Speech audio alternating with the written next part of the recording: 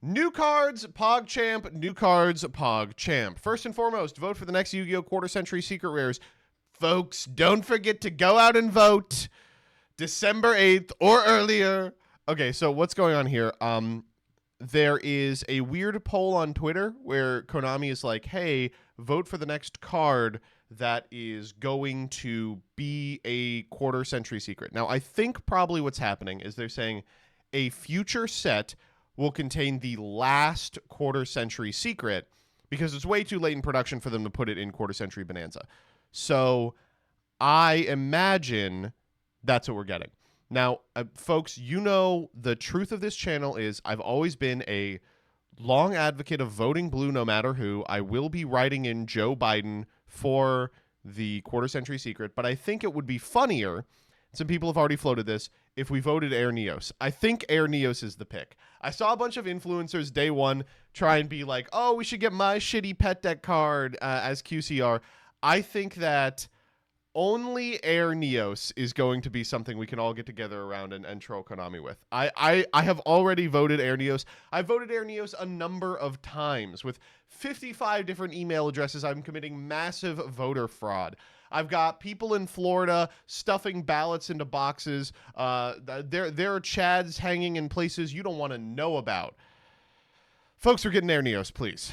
It's also would be one of the first opportunities for an Air Neos reprint because we haven't had one otherwise. All right, next up. Start the March of the Clockwork Knight, Suda. Okay, so this card was designed specifically to get Peeps hard. Congratulations to Peeps. May everything become a machine forever and ever. This is the second card called Clockwork Knight, not to be confused with Clockwork Night, the continuous spell. If this card is link summoned, you can send a face-up continuous spell you control to the graveyard to add a Clockwork Knight from your deck to your hand. Well, there you go. You can target a machine monster with 1,000 or less attack in the graveyard, tribute another machine monster, and if you do, special summon the targeted monster in defense position. This card is good. This card is good for Peeps' stupid deck. There is an obvious use case where you activate the continuous spell that searches you, I think, the Infinitrack card, and then you send that to get a Clockwork Knight. You find a way to get that Clockwork Knight into the graveyard. It's more extension. Maybe you can play in Cyber Dragon. I don't think there's any continuous spells that Cyber Dragon plays, but they do like Clockwork Knight because then you can eat your opponent's entire board. You can do it in combo. Good. I'm glad Mr. Earth Machine has already figured it out. But at the end of the day, this is what? Another way that Earth Machine can search a card from deck to hand? Oh, joy. Surely that'll make it tiered.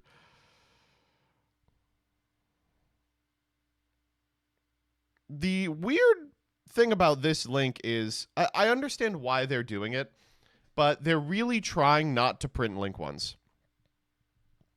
Like, one non-link machine monster with 1,000 or less original attack. They're like, we are only going to allow you to use a card that could have already been a link one in Almirage. We do not want more link ones popping up around. You hit one with a hammer and two more come up in its place. All right, let's talk about interesting cards. So we'll get to the Suda stuff that came out right after we did New Cards PogChamp on last Tuesday.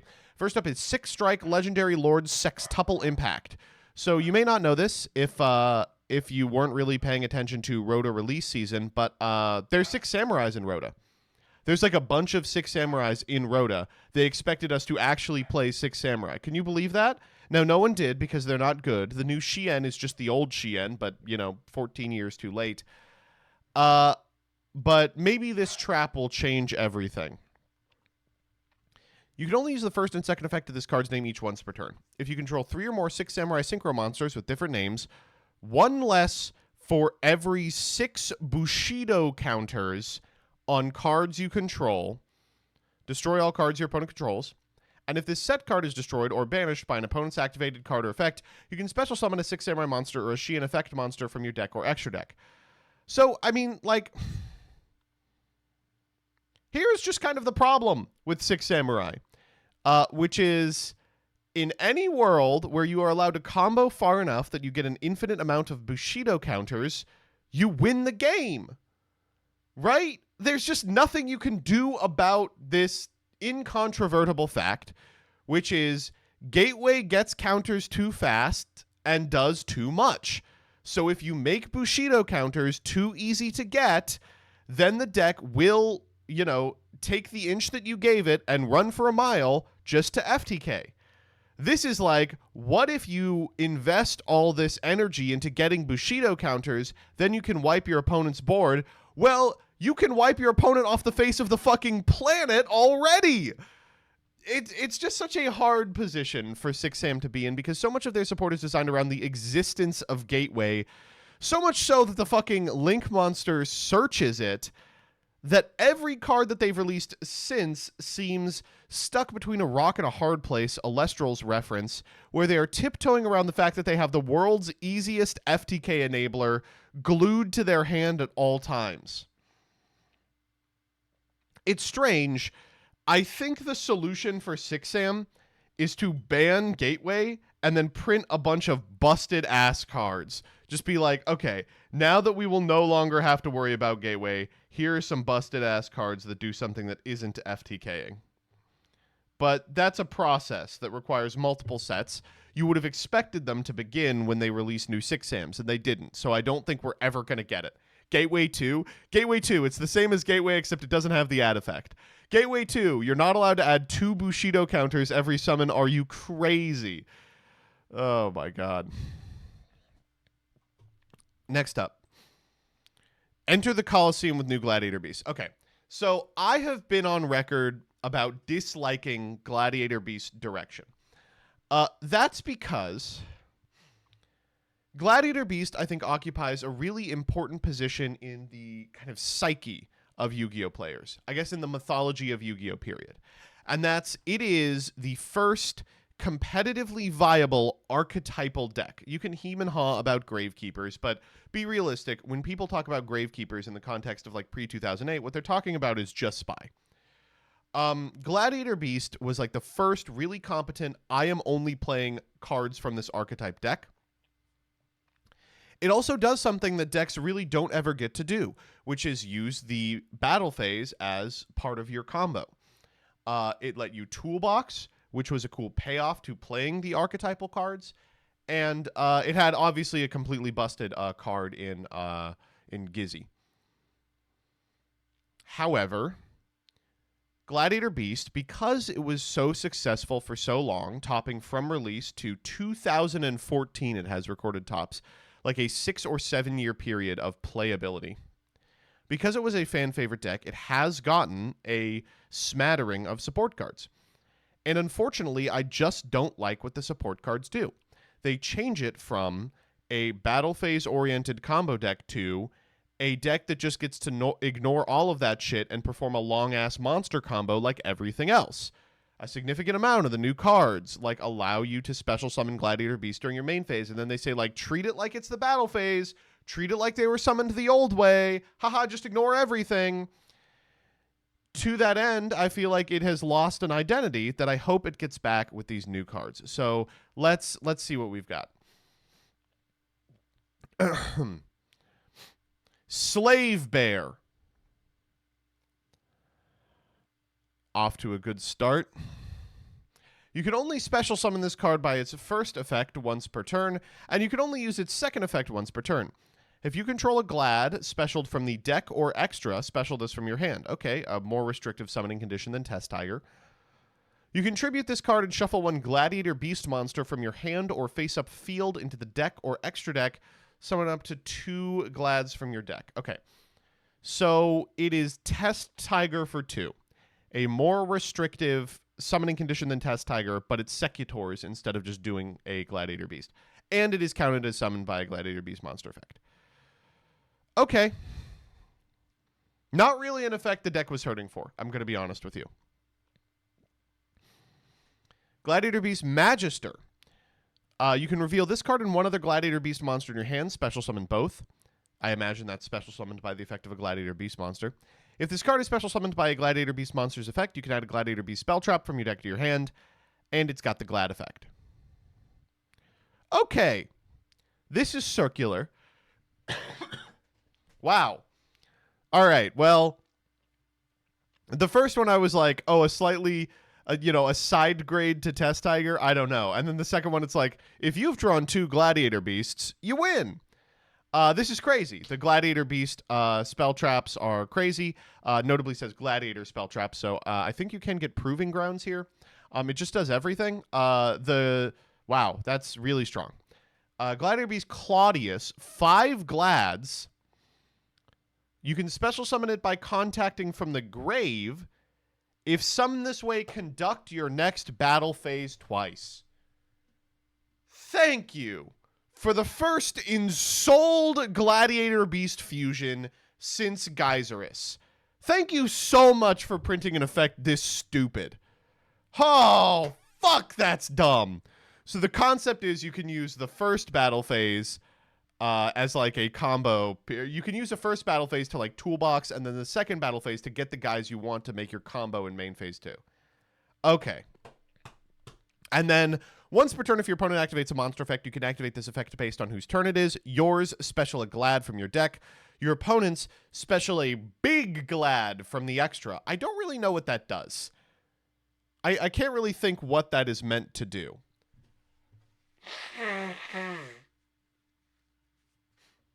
On your turn, I imagine it's meant to like prevent an Ash Blossom from ending your turn. On your opponents, you can tag into, I'm trying to think who the best guy is.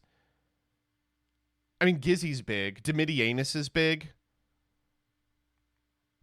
But it's this weird point of interaction where like it will get you a negate after your opponent plays into it, you know? Doesn't Geyserus miss timing? Oh. Is he a when you can?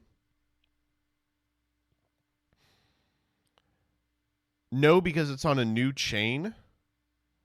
Ah, they thought about it already. And of course, good to get Herc, which is infinity spell trap negates, but you know, that's Herc, baby.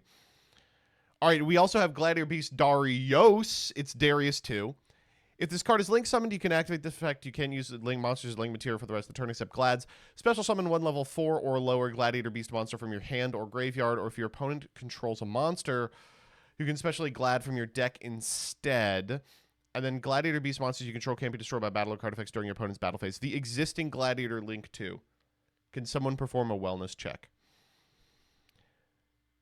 The Gladiator Link 2 that was released in Link Vrains pack is, I think, the worst of any of the tribal Link 2s, and wow. I'm so sorry. I can't imagine playing that card now. Test Panther, of course, notwithstanding. Test Panther will still see play because it does something else completely, but this seems like a much better card than... What's that card's even name? I literally can't remember the name of the card. Gladiator Beast Heart Drag Asses? Yeah. Sorry, Drag Asses. And Gladiator Beast Flavius Arena. Discard a card, add a Glad from your deck to your hand. It's a field spell. When your opponent's monster declares an attack, you can special summon a Glad from your deck, and if you do, it can't be destroyed by battle. Awesome. During the end phase, if a Glad was specialed from your deck this turn, you can set a Gladiator trap from your deck. Unbelievable. Wow. That's great. Wow.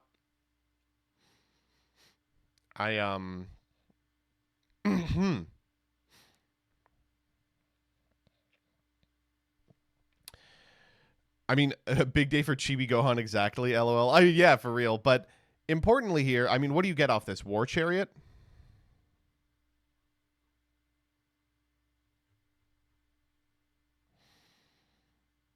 War Chariot or Steeds? Oh, yeah, they have a Steeds. Okay, this is good. So, I kind of interestingly, I think they have made the right call in being like, Gladiator Beast actually doesn't need very many more monsters. This card's insane, of course, and will be played in the deck. But it's already a really adept combo deck at like farting out guys, courtesy of like Test Panther Tamer Editor shit. This makes the end board a lot more resilient. You get to like have the counter trap monster negate, The stupid battle phase twice is the funniest thing I've ever read in my entire life. Oh, what if you get into a position where you make this and then your opponent wipes your field and then you go evenly matched? Okay, now second battle phase. I like it. I like it. Again, though I hate to be like this is a better end board, a more diverse end board. But a lot of the problem with Gladiator Beast is it does have issues if you interrupt it over the course of the setup of its combo. So, I don't know. We'll see. Trick or Treat. Some Trick or Treat cards. This is Hollow, the Great Spirit of Tricks. If this card is normal or special summoned, you can make your opponent choose one of these effects for you to apply. You must control this face-up card to activate and resolve this effect. It gains 800 for each fiend in your graveyard, or your opponent takes 500 for each fiend in your graveyard. If destroyed by battle or effect, you can send a monster your opponent controls to the graveyard. Ween, the Spirit of Treats. If this card is normal or special summoned, you can make your opponent wave their dick in the wind. Sorry, you can make an ocean... Sorry. Choose one of these effects for you to apply. You must control this face-up card to activate and resolve this effect. This card gains 800 attack for each zombie monster in your graveyard. Inflict 500 damage to your opponent for each zombie monster in your graveyard. Special summon a monster from your opponent's graveyard to your field if destroyed by battle or card effect. And Trick or Treat, grab one of them. This ain't real. These cards are terrible. They're nothing. I don't know why they didn't make these two little VTubers for what's her name? Kiss Kill Leela. I guess one of them already has a Halloween costume. They're cute, you know. The more stupid holiday cards they release, the better, but obviously not playable. All right, let's talk about Arcana Force. Arcana Force 5, Hierophant. Did we not already have a Hierophant? I guess not. You can discard this card for the rest of your turn. Your opponent can't activate cards effective with an Arcana Force is summoned to your field. And then if summoned, toss a coin.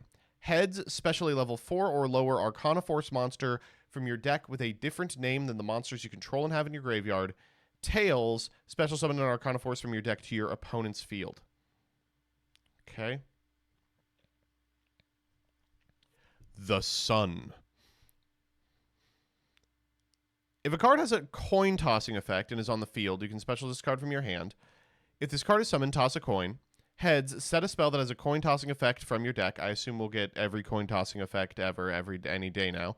And tails, destroy all cards in the spell and trap zone. Arcana Force EX, the Chaos Ruler. Okay, so this is the Light Ruler and the Dark Ruler mixed. Heads, special a level 10 Arcana Force from your hand or deck, ignoring its summoning conditions. Tails, add a coin tossing effect card from your deck to your hand. And the Wave of Light. So this card's cool because it also could be named the Light of Destruction. During your standby phase, if you do not have Light Barrier in your field zone, toss a coin. If it's tails, the second and third effect are negated until you do it again. Fairy monsters you control gain 300 attack and defense. You can discard a card, add 2 Arcana Force monsters with different names from each other from your deck to your hand. Also, you can't special summon for the rest of the turn except Arcanas. Arcana Spread. Put the bands on your forearm, and then toss a coin. Heads, special summon a level 4 or lower Arcana Force from your deck. Tails, special summon a monster from your graveyard with a coin tossing effect. Banish this card from your graveyard. Add a card from your graveyard that has a coin tossing effect back to your hand. Now, these cards aren't good. A lot of people have been talking about how, like, oh, there's finally a direction for Arcana Force, but unfortunately the direction is completely oriented around the effect that I skipped for dramatic irony, which is the last one on Chaos Ruler. Your opponent cannot activate monster effects on the field while Light Barrier is in the field zone. So, deck bad, what's the solution? Give them a skill drain, give them a skill drain, give these motherfuckers a skill drain. Yeah, baby! Every single time. I mean, I don't know. I have no idea how consistent getting out Chaos Ruler is. I imagine it's actually not particularly difficult. 3 Arcana Force with different names. You know, the spells summon one from deck. One of these other guys summons one from deck as well. They have searchers for the field spell. It's just like, do you want to play a deck where all the power is concentrated in this guy exactly, Arcana Force EX, the Chaos Ruler, and the payoff is a big fucking skill drain, baby. A big fucking skill drain. Ugh, I don't know.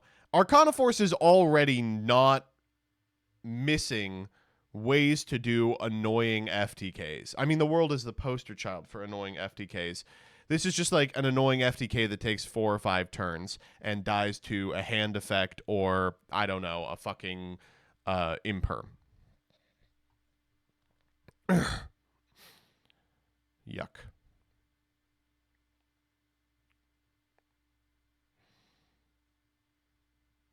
Isn't that just hero as well?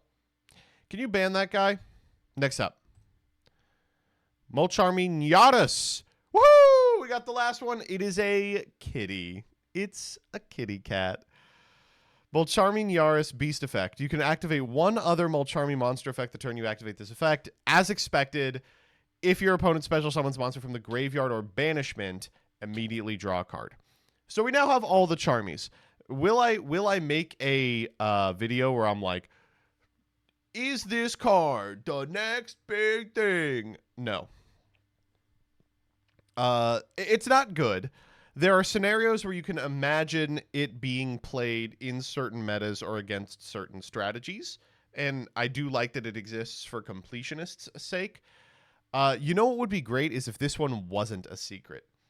It would be so funny if like the other two were secrets and this one was just like a super. They were like, oh, whatever. All right.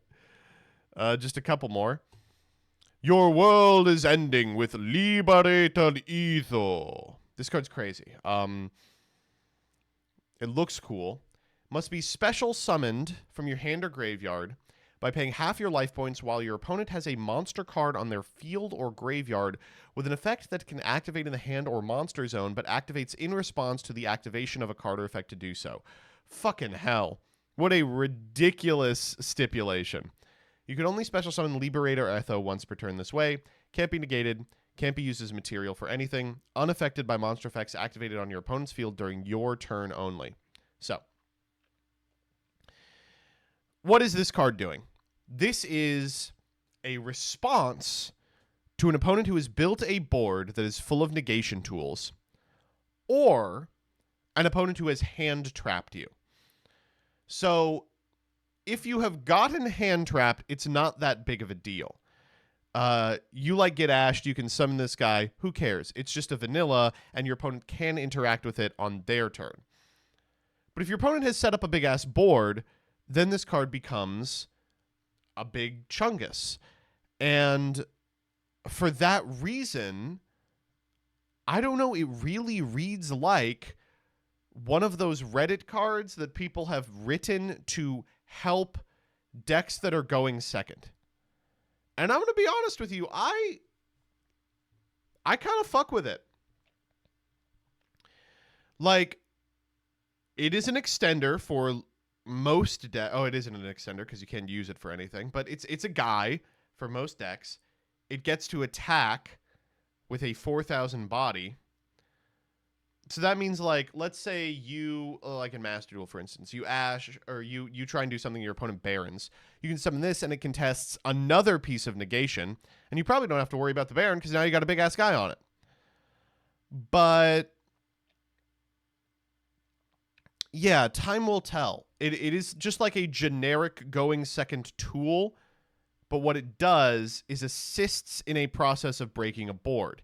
And in that way, I feel like it's pretty analogous to exactly Talents, which kind of does the same thing already, but is maybe a little more flexible. The upside is this one can't be stopped. I am optimistic about this card's playability, but I would not be surprised if it's terrible. All right, I think these are the last ones. Yeah. The Delta of Temptation. All right. When this card resolves, you can send a level 5 or higher zombie monster from your deck to the graveyard. If a zombie monster is on the field, you can special summon a Delta token. If a monster is added to the graveyard to the hand while this card's in your graveyard, you can add this card to your hand. Okay, I'll be real with you. I don't know what this does for the zombie deck. Pick up, I need to talk about this card. Thank the fucking Lord. I literally was about to be like, tell me Spence is here and can just explain this to me. The zombie deck is so difficult to pin down. Yo. Hey, can you hear me? Yes, I can. Okay, so you want to know what this does for the zombie deck? I do. A lot. This is the card I have been waiting for ever since they banned Chaos Ruler and Halka Fibrax. Yeah. And the reason for that, at least for my purposes, is because of a card called, you know this one, Changshi the Spirit Owl. That's true. I do know Changshi. So what you do, we're still on the punks, baby. If you can use Zayamin and a Shirakusai to go into Immortal Dragon, you Yeah. make the Immortal Dragon a 2 by sending a Gozuki.